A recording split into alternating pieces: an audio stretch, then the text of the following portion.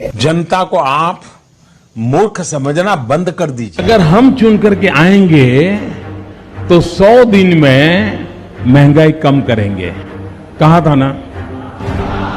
था ना डीजल का क्या हुआ?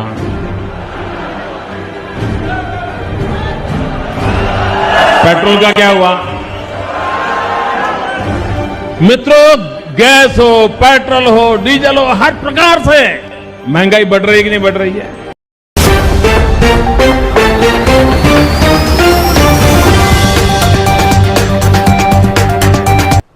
कोट और पतलून जब पहना तो मिस्टर बन गया, जब कोई तकरीर की जलसे में लीडर बन गया।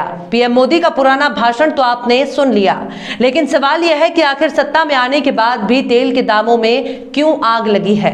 2014 से पहले जब तेल की कीमतों में इजाफा होता था, तब विपक्ष में बैठी बीजेपी सड़क से लेकर संसद तक सवाल उठाती थी।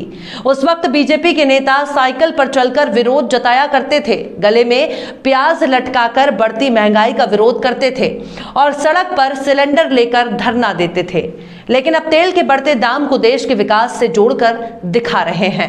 अब पेट्रोलियम मंत्री के खिलाफ ही एक शख्स ने अदालत में याचिका लगा दी है। सलाम, नमस्ते, सत श्री अकाल। मैं हूं आपके साथ हर्षिता मिश्रा और आप देख रहे हैं टाइम्स मेल। बीजेपी और उनके नेता आज बड़े बड़े मंत्री पद पर बैठे हुए हैं, लेकिन उस 2014 से पहले यही नेता गले में सब्जियां लटकाकर सड़क पर बैठ जाते थे, बढ़ती महंगाई का जमकर विरोध करते थे।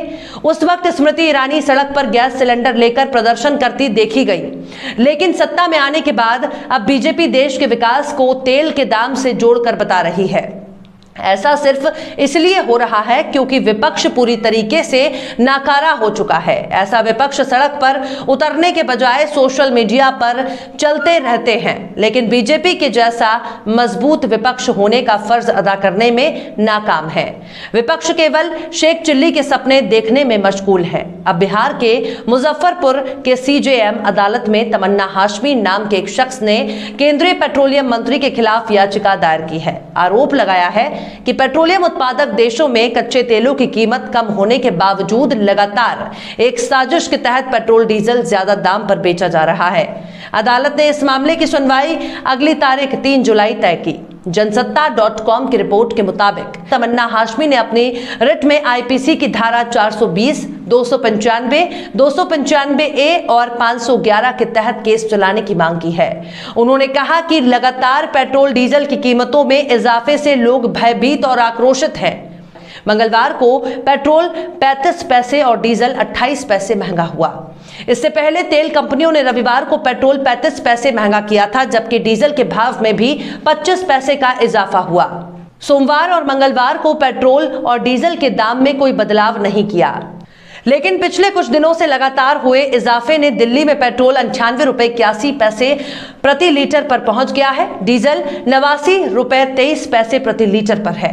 मुंबई में पेट्रोल की कीमत 104 रुपए 97 पैसे तक पहुंच गई है, जबकि डीजल 96 रुपए 76 पैसे पहुंच गया है। दरअसल सरकार को लगता है, ये तर्क दे रही है कि तेल के दामों पर उसका कंट्रोल नहीं है, लेकिन जब किसी राज्य में चुनाव होने वाला होता है तब तेल का दाम बढ़ना रुक जाता है और चुनाव खत्म होने के साथ ही बढ़ जाता है। हाल ही में 5 राज्यों के चुनाव के दौरान ये ऐसा हाल देखने को मिल चुका है। ऐसे में लोगों का कहना है कि अगर सरकार का कंट्रोल नहीं करती है तो फिर चुनाव के वक्त होने वाली बढ़ोतरी पर सरकार कैसे रोक लगा देती है।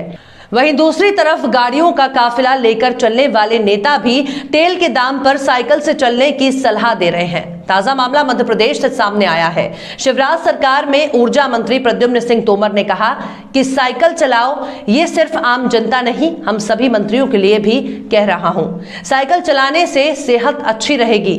न्यूज 18 इंडिया के मुताबिक तोमर ने सलाह दी है कि अगर पेट्रोल डीजल महंगा है तो साइकिल क्यों नहीं चलाते। ये सिर्फ आम जनता नहीं, हम सभी मंत्रियों के लिए ये भी कह रहा हूं, साइकिल चलाओ, सेहत अच्छी रहेगी।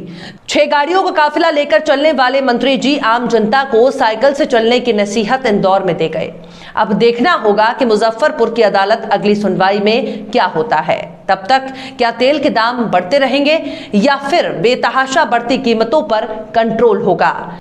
और फिर चलते चलते आखिर में मिर्जा गालिब ने क्या खूब फरमाया है, हमें तो मालूम है जन्नत की हकीकत, लेकिन दिल के खुश रहने को गालिब ये ख्याल अच्छा है।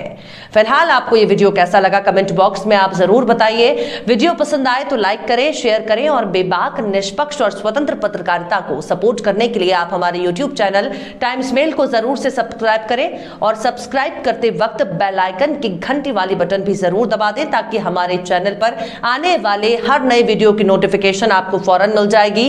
पल पल की खबरों पर नजर बनाए रखने के लिए आप हमारी ऑफिशियल वेबसाइट timesmail.in पर भी लॉगिन कर सकते हैं।